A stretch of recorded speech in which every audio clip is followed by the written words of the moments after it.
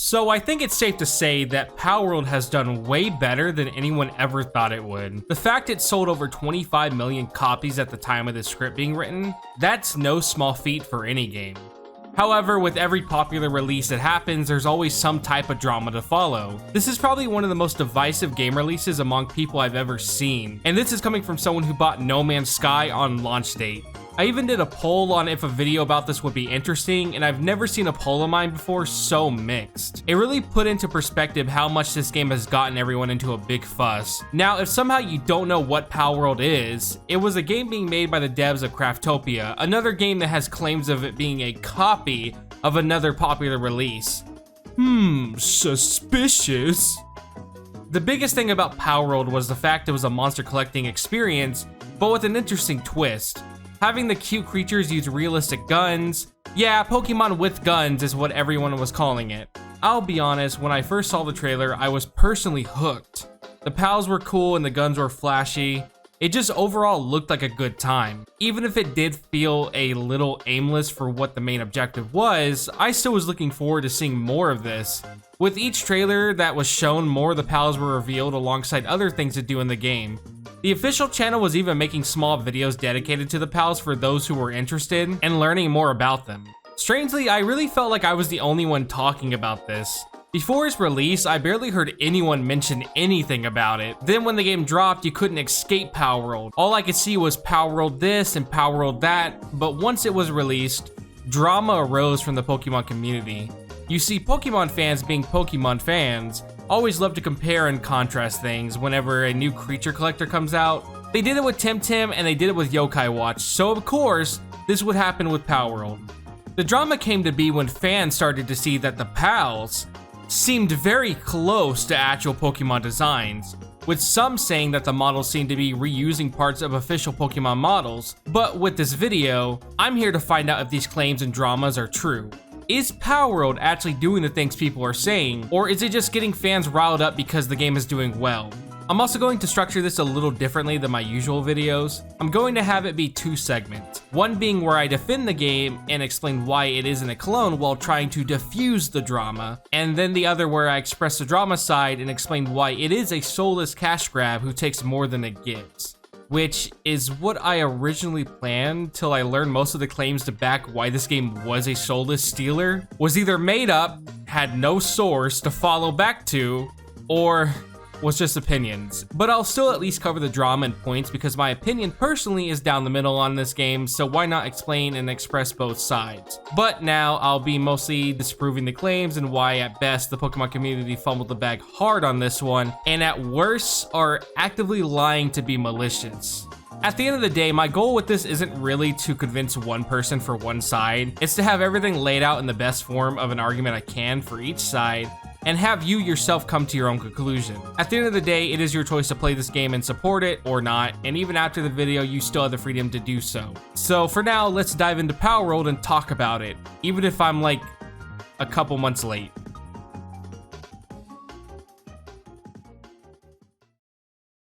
Palworld is here and making Pokemon fans riot. To the point, a lot of these people are seeing this as a huge issue to the game industry as a whole. From the rumors of AI use to the idea that assets have been stolen, the AI rumors started when one of the games the company made had AI art in it. This game is known as AI Art Imposter. The gimmick to this is having the AI generated pictures be for the imposter player, allowing it to be part of the challenge and gameplay. Added on with the tweet showing the CEO talking about Pokemon AI generators to make fake Pokemon designs and actually liking what was created.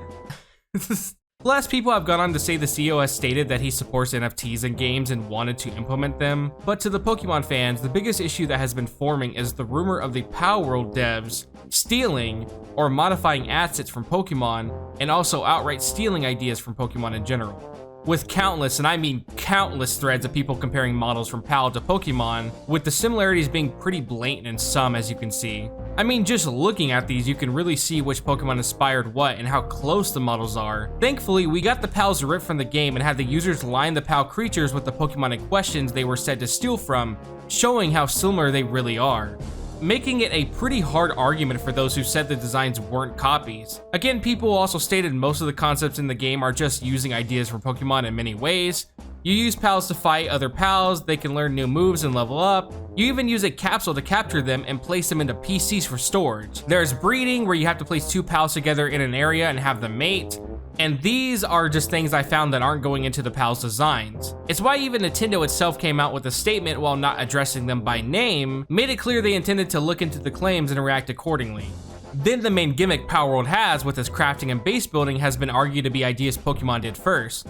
Arceus had you crafting TMs and getting materials for it, while allowing you to have mounts for flying and traversing. Hell, technically Sun and Moon introduced the different Pokemon mounts if you want to count those. Then the base building was back in Gen 3 with secret bases. Now I will say Palworld has way more to do with its bases for sure. It's still not a unique idea according to the Pokemon community. Then the bosses in the game are basically just gyms, but more annoying, as they feel more like raid bosses in an MMO with insane health and stats, requiring you to either cheese the boss in single player or have friends help. Then the comparisons of them all just coming off as Team Rocket, as they're all evil and you're tasked to stop them. Now hearing all of this, you would think the case is shut and dry. No way Palworld didn't copy Pokemon and is just a steaming pile of dog shit. I mean, come on, these designs are so similar and the bosses and ideas are stolen and done worse, right? Well, what if I told you almost everything in this that I mentioned for reasons why people feel they copied Pokemon was either made up, lacks any source, or is just an opinion and nothing factual? That's because it is. Starting with the pals designs and assets. You see, once we got access to the models for Palworld, a popular video started making rounds showing the models were basically an exact match to the point they were the same size and everything.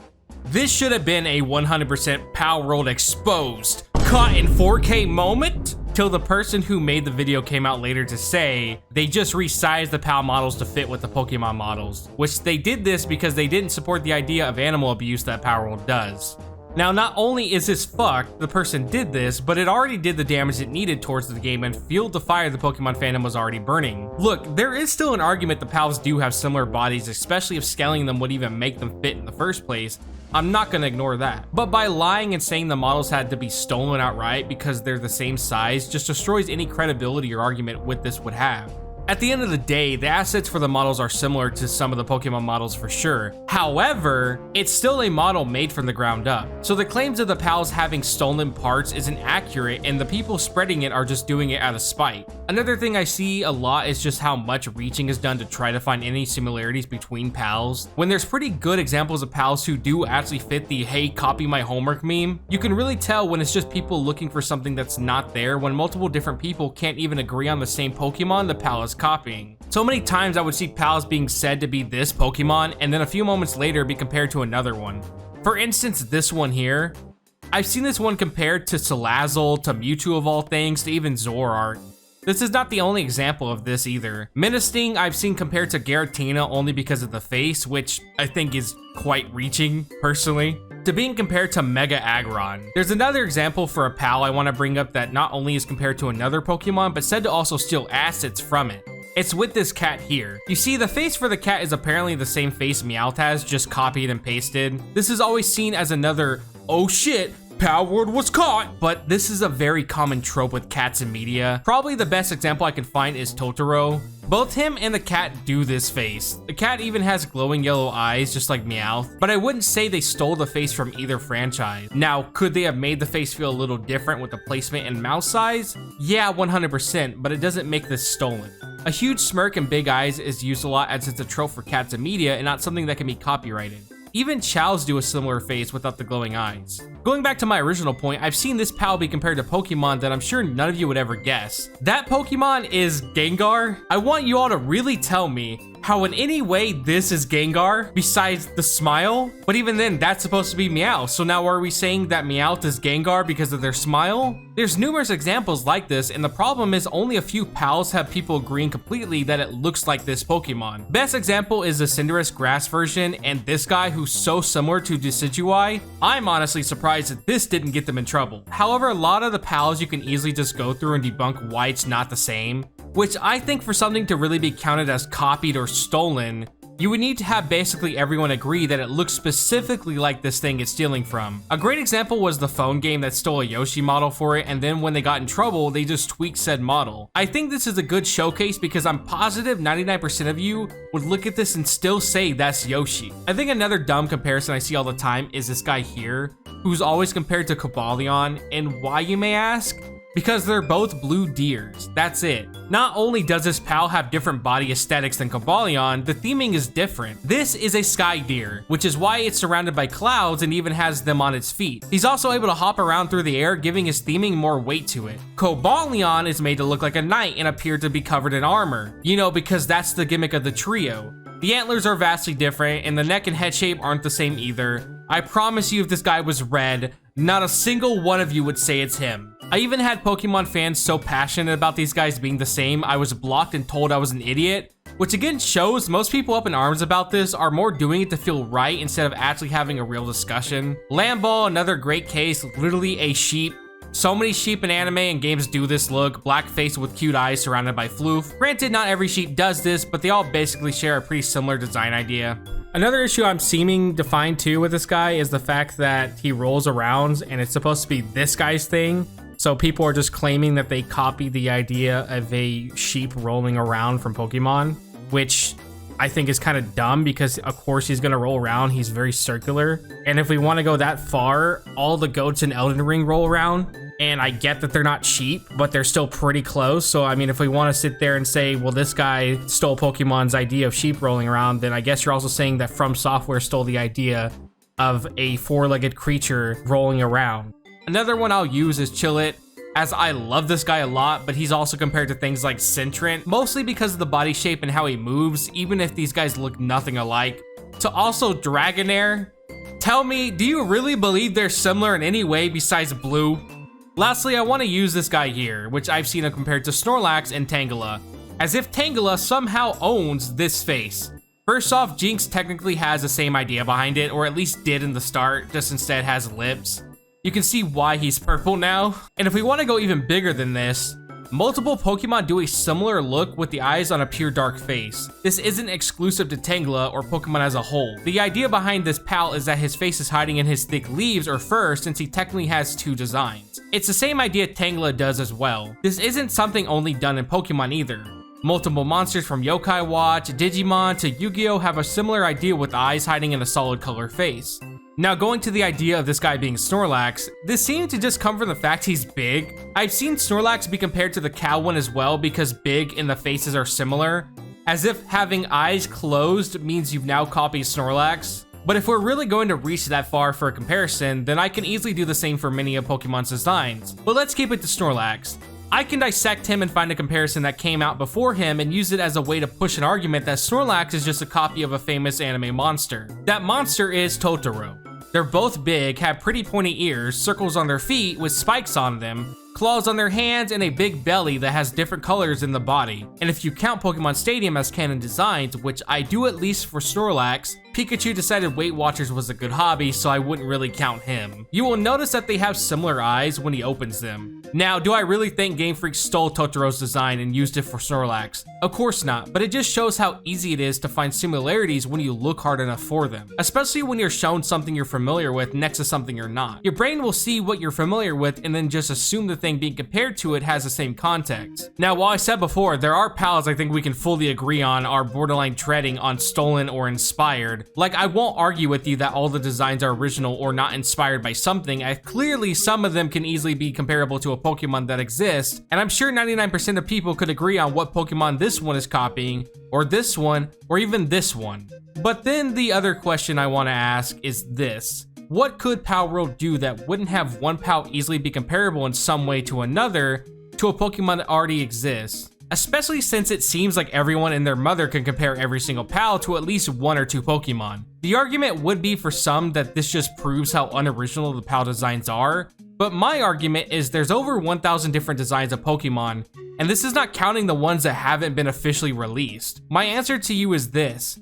If you made a new creature, could you honestly make it where there isn't a single comparison to a Pokemon that exists that someone could make? Because if you're saying, well, if Palworld just made a cool bird pal, then it would have been different. Then we compare it to any other bird Pokemon that exists. Well, if Palworld made an aquatic Pal or some type of fish, then it would have been original, as if there's not a ton of fish-type Pokemon already done. Hell, they tried making a Manta Ray Pal that looks quite original, and people still compared it to Mantine because they're the same type of sea creature. It's impossible to make a full-on original idea, especially if you compare it to Pokemon, as you're comparing a single design you made to over 1,000 Pokemon that exist. I can also prove this because even Game Freak was in the same boat with them being called out for stealing Fakemon designs.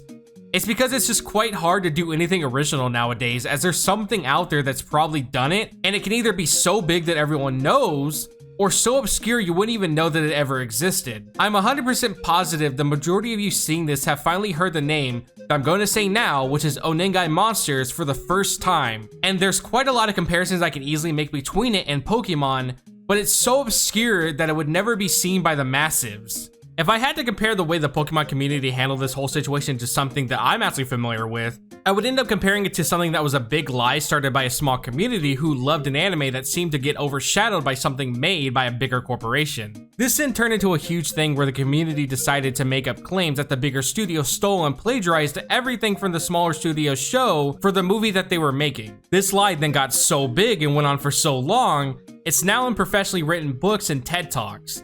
The situation I'm speaking of is the Kimba versus the Lion King fiasco.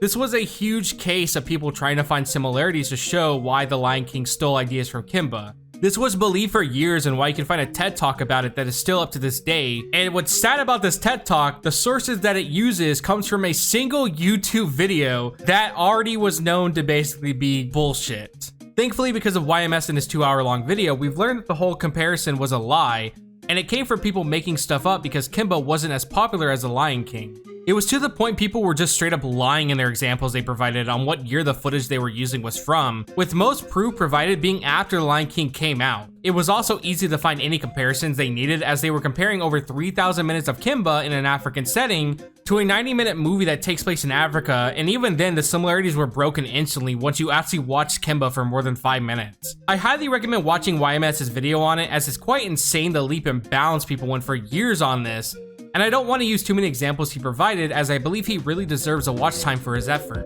But I bring all this up because the amount of reaching that's being done to discredit this game is mind-blowing. People will pretend as if Pokemon owns tropes and concepts that have been done for years, as if they invented the whole monster collecting genre or being able to capture said monster and then use it as a partner. People will sit here and say Pokemon owns things like type advantages, capsules or balls to catch things with, battles with said creatures, legendary versions of said monsters, and whatever else you can think of. At the end of the day, Pokemon was made to be a turn-based RPG, where you can collect monsters you're fighting and use them in turn-based battles, just like the majority of all the other RPGs that came out before it. Granted, Pokemon was unique at the time for the simple fact you could befriend said creatures you were against, basically making every playthrough quite different provided you didn't catch the same Pokemon every time. Add on to the 2 versions you could get made trading and social interaction pretty integral to the overall experience. But the whole creature collector thing isn't even a unique concept done by Pokemon, as another series did it first way before it, and that being Shin Megami Tensei, with Shin Megami Tensei 1 and Digital Devil Story predating Pokemon, where you could befriend and use demons you came across to progress through the game. Hell, even Dragon Quest V did a similar thing, allowing you to catch creatures in that game, and this also predated Pokemon. Even Monster Rancher, a game only like 10 people know, does similar concepts with collecting monsters and training them. But even these games aren't unique with the creature collecting aspects, as even another game predated these known as NetHack, as this seems to be the earliest monster collecting game I could even find. But even I wouldn't sit here and say Pokemon copied these games. Again, while the creature collector part is there, the experience and the way these games play are different enough where you would have to strip everything the game does away so you could even make a solid argument that these are similar or a downright copy. I never would say Shin Megami Tensei plays just like Pokemon or Soul Hackers 2 is a Pokemon clone, because that would be reaching. Same as how I would even argue that Palworld having the capsules to catch pals and even the ability to obtain said pals and level them up and fight with them still doesn't make it the same game as Pokemon. The experiences this game offers versus Pokemon are way too different to even argue that you get the same feeling playing Palworld as you would playing Pokemon Scarlet and Violet. You do get the same glitches though, but that's besides the point. Another example is you wouldn't say all the turn-based Final Fantasy games are the same because they feature turn-based battles throughout. So why are Monster Collector games treated like they are the same game? You see it all the time. A new game comes out, oh, it's Pokemon. Even if the games play nothing alike, Digimon, which plays nothing alike Pokemon at all, is still compared to Pokemon to this day. But if you actually go and play a single Digimon game, you realize none of them play like Pokemon because they're not the same thing.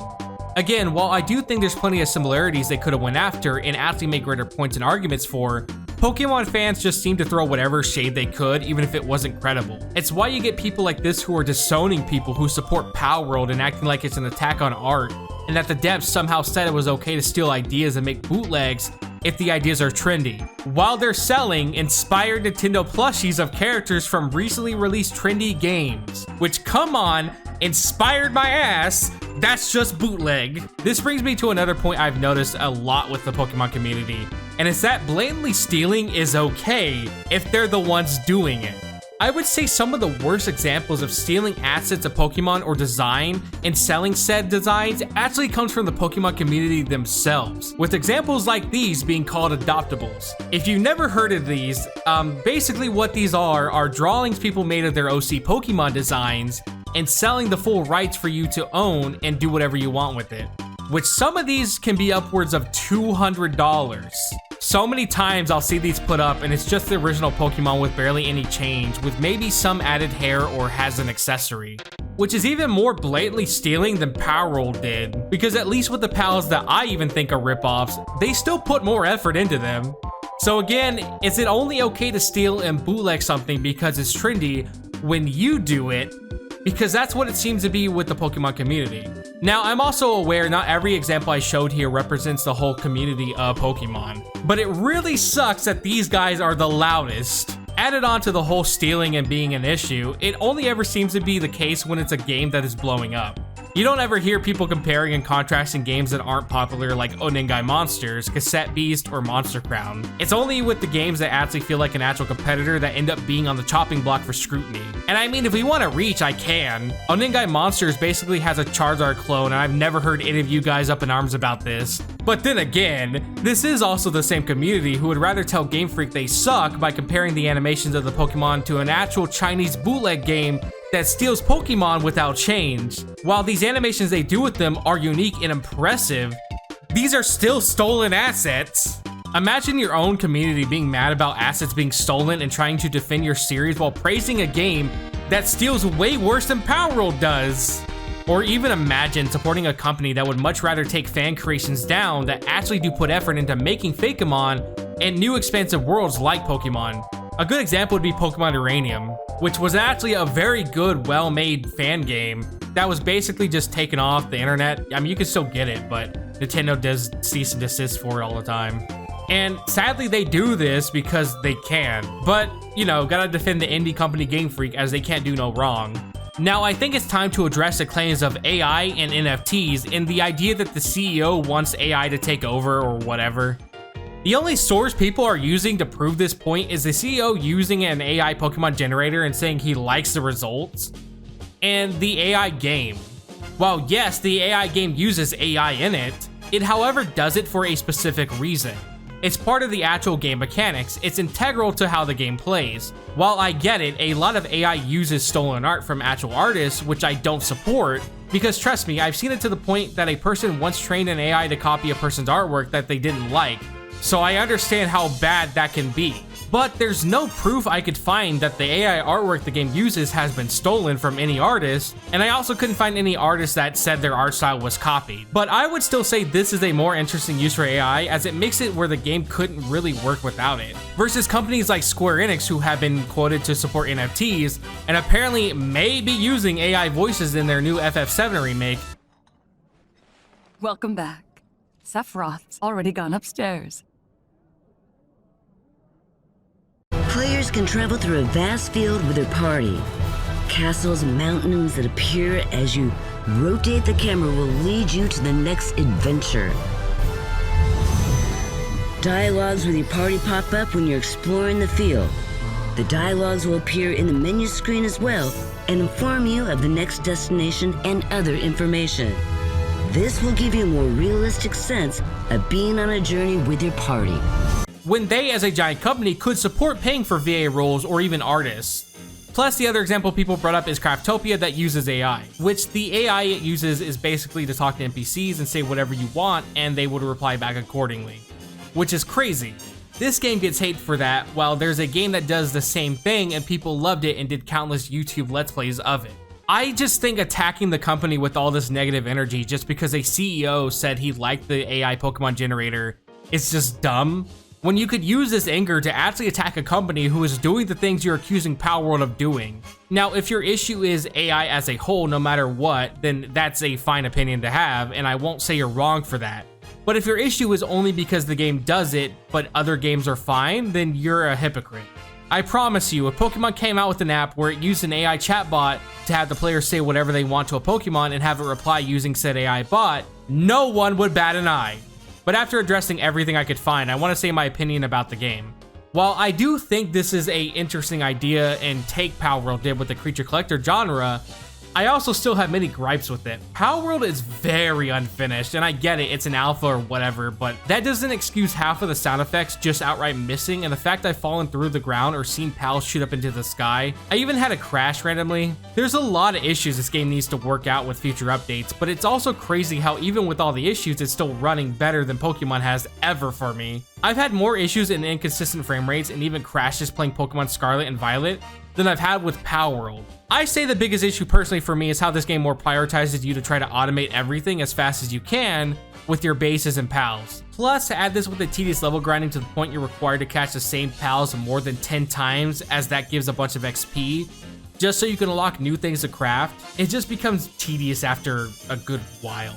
And then you have the game feeling quite aimless, doesn't help it either for me. Personally, this game gets a 5 out of 10 for me, but I like the direction they're going and do hope they improve, but don't just take my word for it. Here's my friend expressing his opinion on Palworld.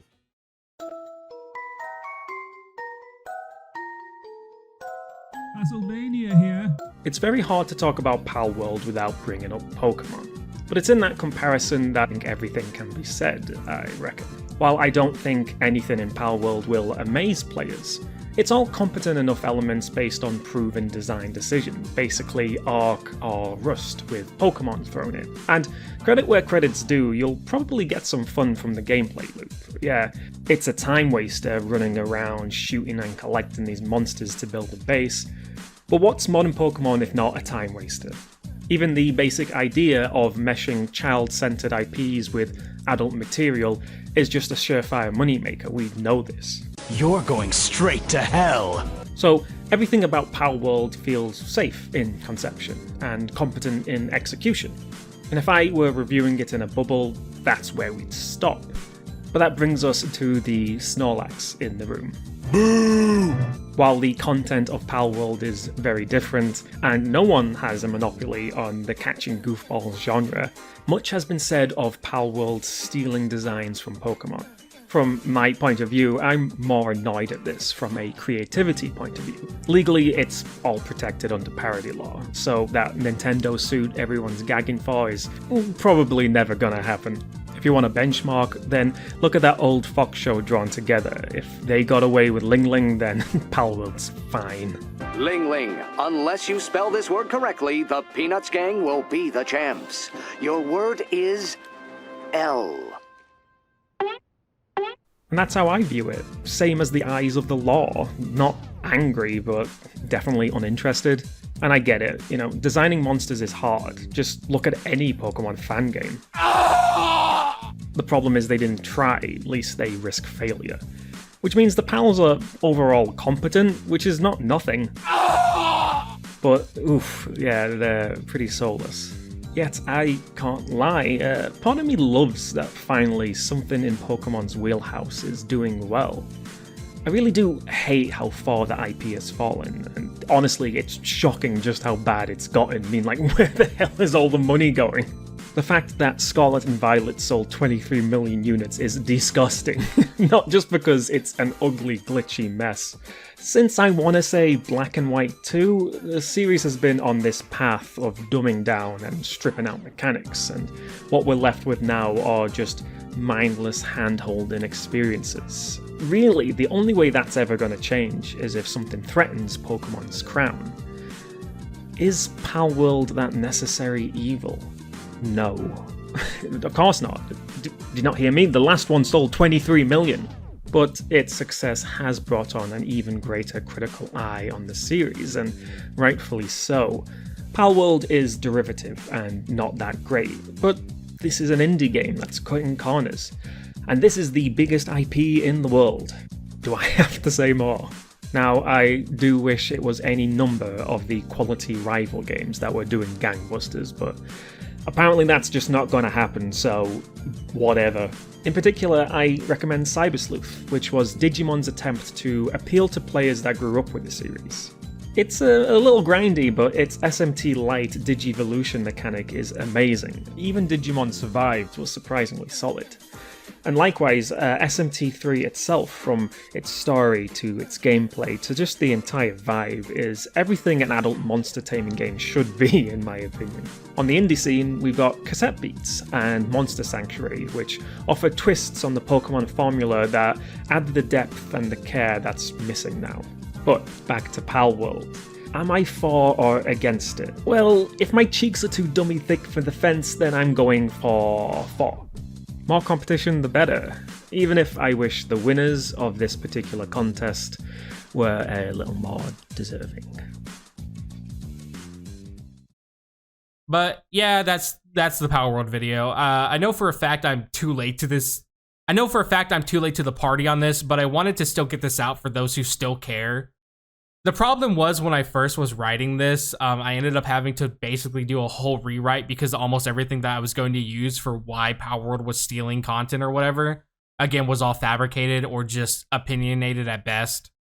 And also, personally, I've had a lot of beef with people in the Pokemon community to the point I've had my past abusive relationship I was in from 2019 brought up as a way to attack me for not agreeing with them on a topic more than once. I can say, personally, I always love beefing with Pokemon fans, but yeah, that's the Palworld video. So, time to work on other stuff now. Also, we got monetized, so that's nice. Thank you everyone for the support, by the way. It's been really great having any support. It's actually crazy that I'm now able to even put ads on my videos.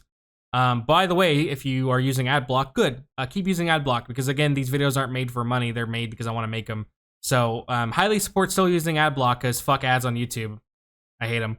If you want to become a channel member as well, if that's something you're interested, the button's down below. There's different tiers, but honestly, I'm probably going to change that. Just have it be one tier for one price, and you get everything. But all right. That being said, you guys have a good day. See ya.